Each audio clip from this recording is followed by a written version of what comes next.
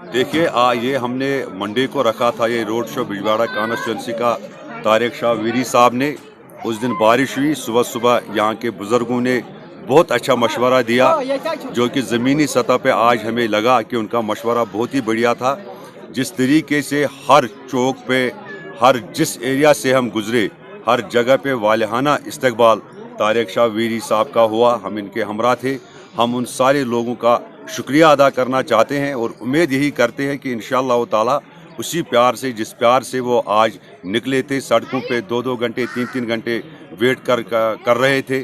अभी हम इस वक्त खिरम दरगाह में है। यहाँ से हम आगे जाएंगे, हमारा जो बाकी का एरिया है यहाँ से उधर तक जाएंगे और हम उम्मीद करते हैं कि इंशाअल्लाह ताला 25 तारीख को जो हमारी अपनी पार्टी का निशान बैट है, इस बैट पे वोट डाल के हमारे जो कैंडिडेट है ज़फ़र इकबाल मन्नान साहब को भारी अक्सरियत के साथ कामयाब करें। बहुत अच्छी बात आपने कही, जिस तरीके से लोगों ने तरजीह दी श्रीनगर पार्लियामेंट सेगमेंट में, जिस तरीके से बैट को वोट पड़े, जिस तरीके से लोगों ने हमारे मोहम्मद अशरफ मीर साहब को वोट डाल के भारी अक्सरियत से वहां पर कामयाब किया, मुझे उम्मीद है कि उसी तरीके से यहाँ पर भी जो एक लहर अपनी पार्टी की है वो नार्थ में है, नार्थ से साउथ में पहुंच चुकी है और इंशाअल्लाह ताला यहाँ पर जो हमारे पार्लियामेंट कैंडिडेट है ज़फ़र इकबाल मन्नान साहब भारी अक्सरियत के साथ कामयाब होंगे। पहले शुक्रिया अदा करना चाहता हूँ कि जिस तरीके से श्रीनगर में लोग नकारा गया, मेरी यहाँ पर भी साउथ कश्मीर, अनंतनाग से, कुलगाम से, जानपुरा की एक कॉन्स्टिट्यूंसी और पुंछ राजौरी के साथ कॉन्स्टिट्यूंसी के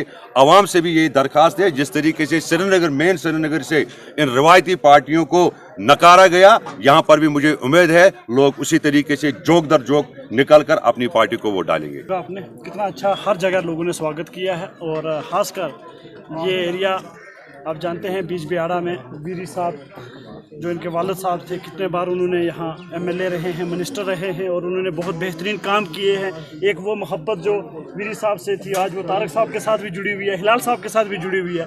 तो अब मेरा भी अनंतनाग में आना जाना है, तो जैसे आप सबको पता कि मेरी शादी यही हुई है, तो अब मैं यही कहूँगा अपनी पूरी जम्मू कश्मीर की आवाम से और ख़ासकर अनंतनाग, कुलगाम, वच्छी और राजौरी पुंछ की आवाम से कि हमने बहुत जुल्म देखा है, बहुत ज़्यादतियाँ देखी हैं, मार देखी है, पिटाई देखी है, पैलेट्स देखे हैं, पीएसए देखे हैं, यूएपीए सेडिशन देखे हैं। आज एक बार वोट करिए आप इन तमाम चीज़ों के विरोध में और वोट करिए बैठ को, और जिसकी वजह से आपको एक सच्ची सियासत जो हम दे रहे हैं, जो अल्ताफ़ साहब ने कहा है कि हम सच बोलेंगे और सच के बगैर हम कुछ नहीं बोलेंगे, क्योंकि सच से ही हम वोट हासिल करना चाहते हैं। क्योंकि यहाँ 75 साल के अंदर सेंटिमेंट के नाम से वोट लिया गया। हमेशा ये कहा गया कि हम दिल्ली के खिलाफ लड़कर हम कश्मीरियों को ऑटोनॉमी देंगे, हम सेल्फ रूल देंगे। मैं आज आपको सबको कहना चाहता हूँ, आप मीडिया, जितने मेरे मीडिया वाले भाई हैं, जितने मेरे जर्नलिस्ट हैं, मैं उन तमाम से पूछना चाहता हूँ, जब आपको मैडम महबूबा जी मिलें, जब आपसे उमर जी मिलें, मेहरबानी से उनसे ये सवाल पूछिए कि आप ऑटोनॉमी की बात क्यों नहीं करते। उमर साहब आप ऑटोनॉमी की बात क्यों नहीं करते। मैडम जी आप सेल्फ रूल की बात क्यों नहीं करते। सेल्फ रूल छोड़िए, ऑटोनॉमी छोड़िए, आज तो 370 की बात नहीं करते, आज ये स्टेट हुड की बात नहीं करते, आज ये कहते हैं सिर्फ चुनाव करा दीजिए, क्योंकि ये हमेशा सत्ता के भूखे रहे हैं। इनको कुर्सी चाहिए, इनको लोगों की जानों की, मालों की कदर नहीं है, ये सिर्फ कुर्सी के पीछे रहे। इसलिए आज जो इनकी पॉलिटिकल पार्टियों का मौक़िफ़ था, ये कहीं ना कहीं उसका भी सौदा करके अब ये कुर्सी के पीछे गए हैं। देखिए, जैसे आप जानते होंगे इंजीनियर रशीद साहब वहाँ जो इंडिपेंडेंट चुनाव खड़े हैं, वहाँ सजाद लोन साहब भी हैं, जो हमारी पार्टी, अपनी पार्टी ने उनको सपोर्ट दिया हुआ है और हम तो यही चाहेंगे कि सजाद लोन साहब जीतने चाहिए। लेकिन अगर आप बोलेंगे इंजीनियर रशीद साहब के लिए, हमारी दिली हमदर्दी उनके साथ है, वो जेल में है। और क्योंकि मैं तहरीक लड़ रहा हूँ, कैंपेन लड़ रहे हैं, मैं लड़ रहा हूँ, हमारी अपनी पार्टी अल्ताफ़ साहब का ये मिशन है कि हम जेलों से लोगों को लाएँ, उसमें इंजीनियर रशीद साहब भी हैं। हम चाहते हैं कि वो जल्द से जल्द रिहा होकर अपने बच्चों के पास वो भी आएँ और बाकी जो कैदी हैं जम्मू कश्मीर के अलग अलग जेलों के अंदर बंद, वो उनकी भी रिहाई। देखिए, पॉलिटिकल सपोर्ट खुद मैं अपनी अगर देखूं तो मैं एज एक्टिविस्ट मैंने 2019 के अंदर इंजीनियर साहब के साथ मिलकर उनके पार्लियामेंट में कैंपेन की हुई है। मैं जानता हूं इंजीनियर साहब का जितना दर्द मुझे होगा उतना ही दर्द आप सबको होगा। मैंने तो एहतजाज प्रोटेस्ट किए हुए हैं जंतर मंतर में, मेरे पास वो लिखित लेटर हैं जो मैंने प्राइम मिनिस्टर को किए हैं। इंजीनियर साहब का नाम हो, मीरवाज साहब का था, उस टाइम वीरी साहब थे, हमारे दाऊदी साहब थे, जब ये जेलों में बंद थे, मैंने प्रोटेस्ट किया हुआ है। उसके प्रोटेस्ट के कुछ दिनों के बाद वीरी साहब को, दाऊदी साहब को 7 दिन के बाद रिलीज़ किया गया। मेरे पास तो लेटर है प्राइम मिनिस्टर का, जिसको देखना है मैं दिखा दूंगा इंशाल्लाह। तो हमने तो काम किया उनमें दीनों के लिए। आज भी जो लोग आए हैं जेलों से बाद, अब हम चाहते हैं जो हज़ारों जेलों के अंदर बंद हैं, उनमें दीन हैं, छोटे नौजवान बच्चे हैं जो गरीब हैं, जो खासकर जिनका तो माँ बाप कोर्ट में केस भी नहीं लड़ सकते,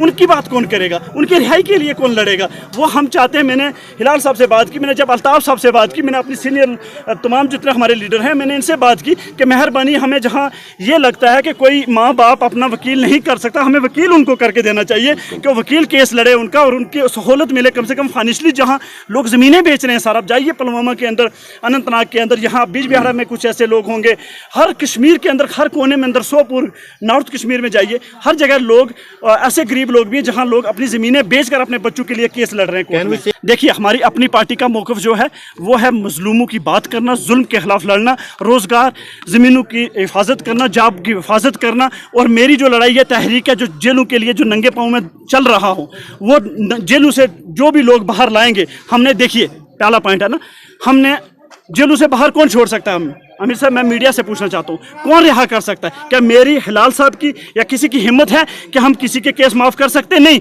वो सेंटर कर सकता है, वो होम मिनिस्टर कर सकता है, वो प्रधानमंत्री कर सकता है। तो मौजूदा प्रधानमंत्री कौन है? नरेंद्र मोदी साहब। होम मिनिस्टर कौन है? अमित शाह। तो मैं अपील लेकर किसके पास जाऊँगा? मैं जब प्रोटेस्ट कर रहा था तो प्रोटेस्ट में भी मैं जंतर मंतर पर अपनी अपील किसके पास लेके गया था प्रोटेस्ट की? होम मिनिस्टर के पास, प्रधानमंत्री के पास। तभी उन्होंने सुना, कुछ लोगों को पीएसए ख़त्म किया।